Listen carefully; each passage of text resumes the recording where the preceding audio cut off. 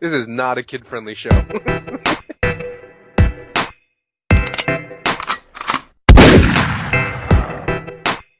What is going on, my dudes? What you're about to witness is the first of a series of videos where I get into a discussion with a friend of mine involving the potential 2017 updates revealed in the Summer Summit presentation. Enjoy. Let's get started. First off, they're rehauling a shit ton of new systems. And I got my friend Cole with me to discuss this shit, so holla. What up, other dudes? What up, other dudes? Okay, so first off, mounts. That's fucking pretty cool. Yeah, I gotta be honest. I'm really looking forward to the fact that, you'll be able to possibly collect mounts just like anything else with RuneScape. You can be collect whatever the hell you want. The only thing is, to be honest, because, it's not a very big game world in terms of, for other games. There's massive fucking continents and shit. Mm-hmm. It's not a very big game world, so it's how much faster are mounts gonna be in terms of getting you across the game, especially with lodestones and shit. Yeah, it makes sense. But I think they would excel in combat. It'd be a fucking, because they said you can fight with it. So Jousting. Want to ride a giant slug into battle. what?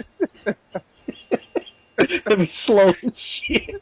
Hey, doesn't matter. It'd be intimidating the entire time you're rolling up on the guy. They'd just be like, "Dude, what is he riding? A slug? I think." Did you ever watch fucking what do you call it? Tangent. But did you ever watch Austin Powers? Yeah.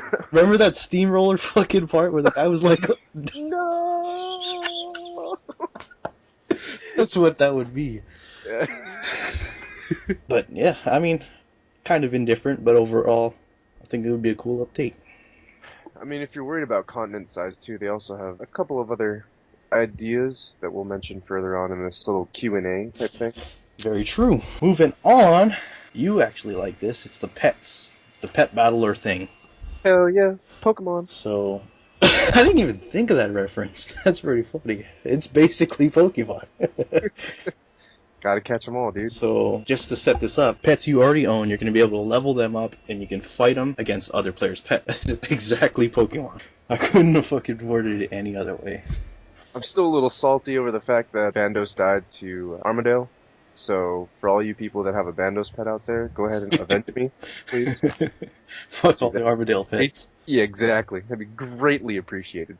Just start chucking mini goblins at them. That would be epic. Next thing I want to move on to is the player-owned shop. This one, I don't really see it being that practical or that interesting. With GE, I mean, you can just sell anything you need to somebody else easily. So, I mean, without knowing much information, on the surface, don't seem that interesting. But it all depends on how they implement it, you know? If they make it like how it used to be, I'm gonna cry. I don't want to have my character standing there spamming, 24/7 selling whip. Oh, yeah. Hey. Like, if you could just set up your shop and go and do whatever the fuck you want to do. Yeah, that'd be pretty legit, but other than that, pass. Yeah, it's kind of bland. So, next they said achievement. This is it's essentially, we already have it. There's Comp Cape, they have a Quest Point Cape and all that. It kind of already exists, but I think it's just they want to make a unified system where you can collect and see everything that you've ever did. Mm-hmm. Not mad at it. I mean, every other game console has an achievement system, so. It only makes sense to move in that direction. Yeah. Also gives other people something to shoot for, too, especially if you're starting to get back into a game like me. Yeah, that's true. It's going to be so much more helpful looking at that and being like, alright, what can I do? What's within my grasp, basically. Right. So, I don't see any downside to it, so why not? Next, the most, hands down, controversial potential update in this section is a prestige system. I don't even see a single person really rooting for this, to be honest. So, I could see some people rooting for it, like myself, who don't have anything maxed out and we don't know that grind yet. True. But once you're up there, it's like you don't want to do none of that shit all over again. Yeah, I don't blame you. I don't want to ever go for 99 Herblore again. That'd be awful. Yeah. They actually have two potential suggestions they want to do. One is a typical prestige system you would assume. You reset your skills back to 1, and it's just all over again. Or they said you can have a redirect system where you can, any XP you gain, you can siphon it in a different way. I don't know if it's into a different skill, which would be kind of weird. I don't know if you'd be training Slayer and then you'd be getting farming XP. That's doesn't really make sense. That's broken. It's so broken. But in some way, you can redirect the XP you're gaining to something else. It's probably gonna have to be like coherent to that item, kind of like how you were talking like once you get 99 herb, where you get that cape. Mm-hmm. You know what I mean? And you need like other skills to kind of combine it into that cape. It might kind of go off the same concept, maybe. So that's something you could probably look into. Maybe. So Herblore, for example, being like planty it could help with like farming or something. Yeah, exactly.